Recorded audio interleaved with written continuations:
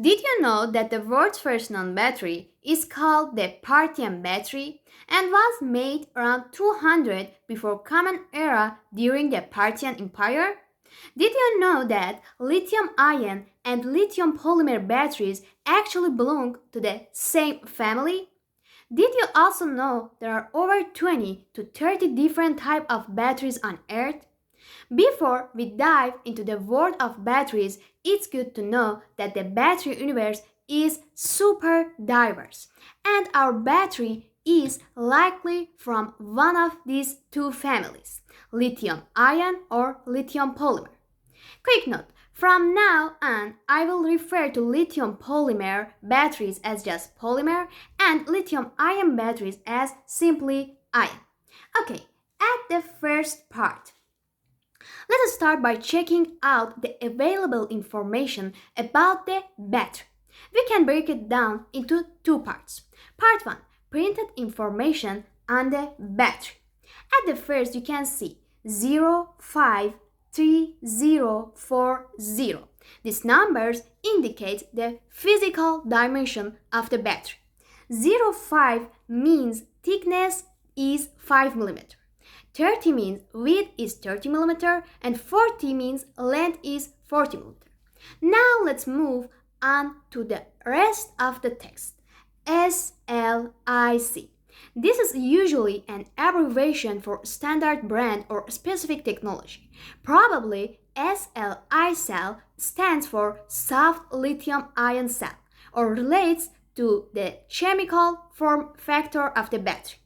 And the next part is PCTXSQ, most likely a manufacturer's code or internal model number. For example, PC means production code, TX means made in China or produced for a specific brand, and SQ means a specific series or version. And part 2, batteries space listed in the speaker's manual. At the first, as you can see here, battery information, we have 3.7 volt. This is the nominal voltage of the battery. This value suggested is either an ion or polymer battery, as both technologies typically have a nominal voltage of 3.7 volts. 300 mAh. This refers to the battery capacity. It means the battery can supply 300 mAh for 1 hour, or for example 150 mAh for 2 hours, and etc. So far, by looking at the text on the battery and the manual's specs, we've gathered some basic information. At the first, dimension, then capacity, as you can see here, nominal voltage, and some codes that likely related to its model or structure. My goal in this section is to provide a detailed explanation about ion batteries. If you are only interested in the batteries, materials, and the rest of the discussion, feel free to skip this part. In the first part of the speaker video series, I mentioned that this battery is an ion type. But here's the thing, I am not 100% sure whether it's really an ion battery or a polymer one. Let's figure this out together. Point 1. In the previous part, we analyzed the SLIC, label on the battery and its possible meaning. Based on that, we assumed that I could stand for ion. This seems like a reasonable guess. So let's give a point to the ion battery team. And looks like Team Ion just scored a penalty kick right at the start. Okay, point 2. Now let's focus on the battery's physical appearance and material, examining it from a few angles. At the first, we have a protective coating, as you can see here. Both ion and polymer batteries might have a blue coating for safety and protection. However, blue coatings are more common in ion batteries. Since our battery had a blue coating, this could be a clue that it's an ion battery. Now, physical structure and material. Let's quickly go over the characteristics of ion and polymer batteries.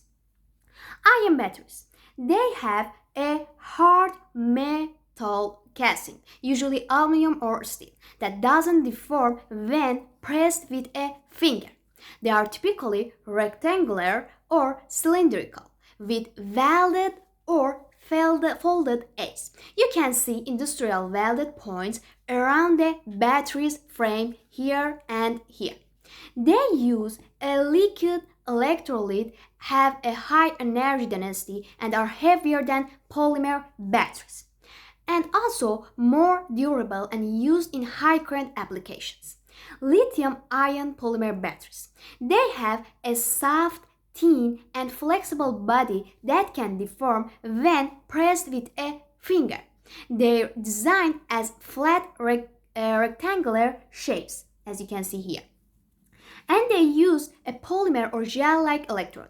They have lower mechanical strength but are safer. Why we have identification challenge here? Both types of batteries look pretty similar, but the real difference lies in the casing materials, the type of internal electrolyte, and their structure. Our battery looks a lot like an ion battery, but here's the catch. Some manufacturers, especially Chinese ones, use a similar structure for polymer batteries as they do for ion ones. So unless I physically open up the battery and inspect its internal construction, we can't be 100% sure. So far, both teams have been playing well, but in this round, no clear winner, no fall, and no score. And now, point 3. Right here, we have this device's manual doesn't give any specific information about the battery type, just some general details. I also searched online but couldn't find any data about the battery used in this speaker. This lack of information makes it harder to draw any firm conclusions. So both teams get a yellow card from me for not being transparent. In some sources, lithium polymer batteries are referred to as lithium-ion polymer. This term might suggest that a combination of two types of batteries, lithium-ion and polymer, but that's not the case. In reality, lithium-ion polymer is simply a type of lithium battery that uses a gel-like or polymer electrolyte instead of a liquid one. This naming refers to a specific technology within lithium batteries, not a combination of different types.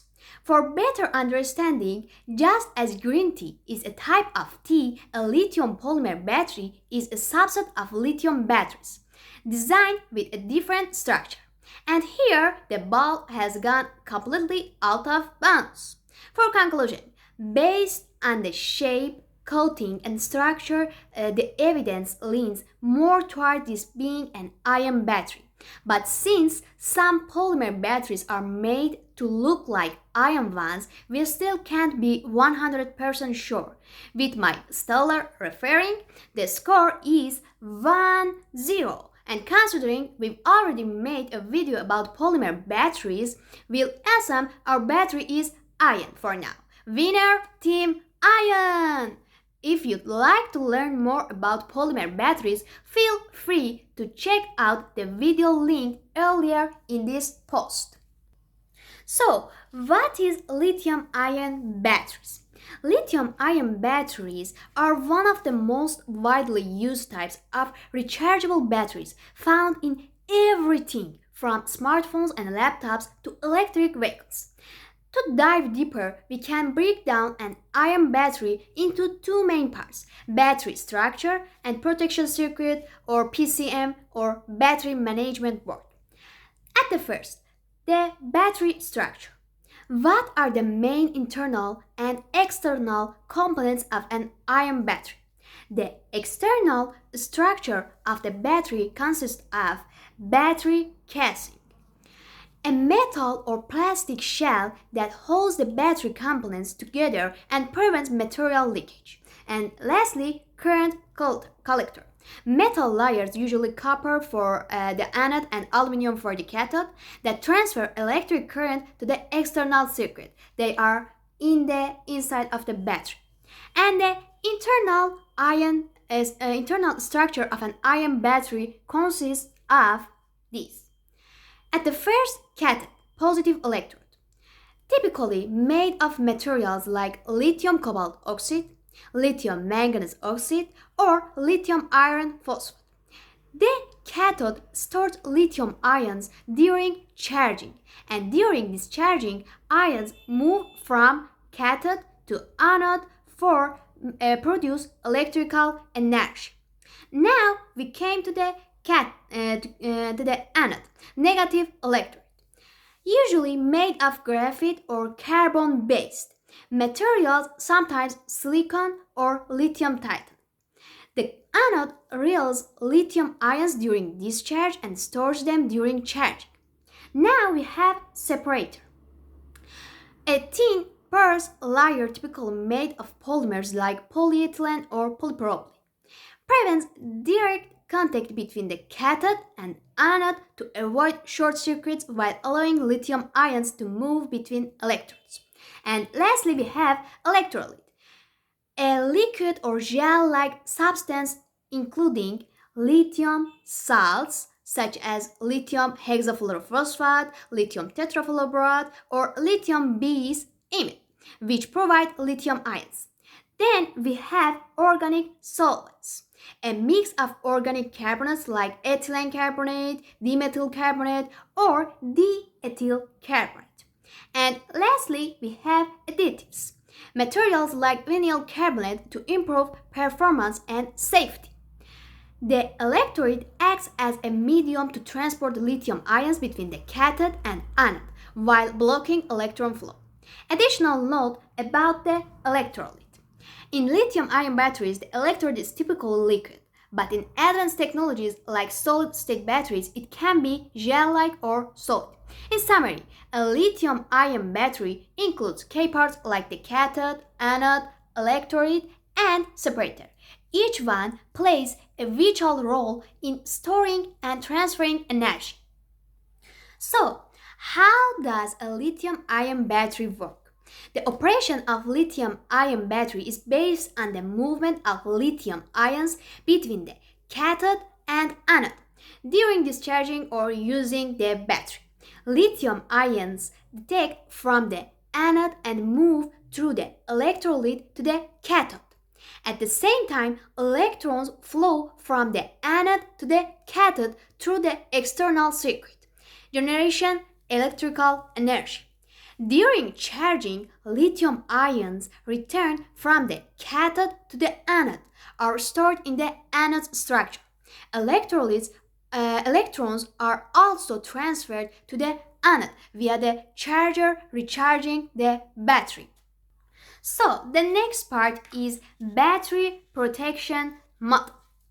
The PCM is a special protection circuit designed to safeguard the battery from dangerous conditions like overcharging, overdischarging, short circuits, and overheating.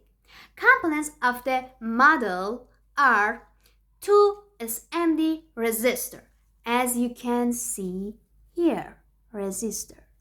Okay. The resistors are typically used to regulate the input voltage to the IC or to limit the current in the circuit. For example, they might serve in voltage division or signal conditioning for control purpose. The next part is SMD capacitor, as you can see here. Okay. The capacitor stabilizes voltage and filters out electrical noise in the circuit. It prevents sudden voltage spikes and improves the IC's performance.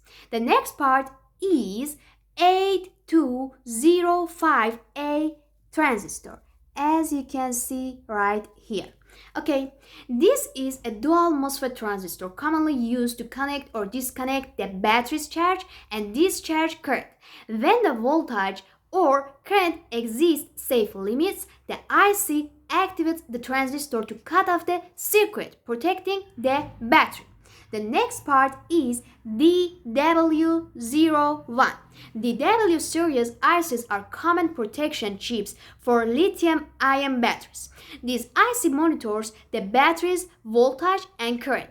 If the voltage gets too high, for example 4.2 volt, or too low, for example 2.5 volt, or if a short circuit current is detected, it sends a signal to the transistor like the 8205A to cut off the circuit.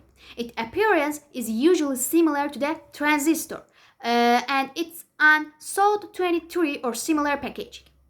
The bottom component labeled ZXD, as you can see here, likely indicates a specific model of a protection IC.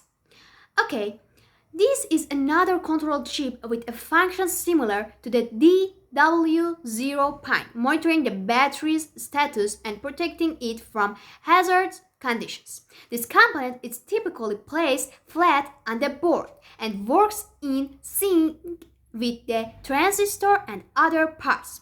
In conclusion, the top component DWXO and the bottom one ZXD are both control ICs for battery protection, forming the battery's protection system alongside the resistor, capacitor, and transistor. On the back of the board, there are connection ports, as you can see right here. B positive and B negative connect to the battery usually via red and black wires, and P positive and P negative connect to the load, for example, speaker or device. Side pads, as you can see here, designed for direct device connections. The left pad is for the negative terminal and the right pad is for the positive terminal. In short, the PCM acts like the battery's bodyguard. It constantly monitors voltage and current, and the moment it detects danger, it cuts off the battery so both the battery and your device stay safe. So, now time to find out how the ion battery teams up with the speaker. Now that we've got a solid understanding of ion batteries, it's time to see how this battery actually works inside a Bluetooth speaker. At the first, we have connecting the battery to the PC. The battery right positive and left negative pads are connected to the protection modules inputs. Then we have connecting the PCM to the speaker's board. The protection modules output positive and negative are connected to the speaker main circuit board. This connection delivers energy to the speaker components like amplifier, speaker unit, and control circuit. Operation in discharge mode, as you can see right here. Okay, and charging, as you can write here. Let me minute to change the wear of these papers. Okay, at the first, operation in discharge mode. When the speaker is turned on, as you can see, I'm sorry for that. Yeah, that's right. When the speaker is turned on, as you can see here, the battery starts supplying power. Lithium ions move from the anode to the cathode through the electrode, while electrons flow through the speaker circuit to reach the components. The protection IC monitors the voltage and current. If the battery's voltage drops below the safe limit, for example 2.8 to 2.5 volt, the IC signals the transistor to cut off the current, preventing over discharge. And operation in charge mode, as you can see here. When the speaker is plugged into a power source via an adapter or charging cable, as you can see here, current flows in from the charge. The IC checks the input voltage, and if it exceeds the safe limit, for example 4.2 volts, the transistor cuts off the circuit. During charging, lithium ions move back from the cathode to the anode, and the battery gets recharged.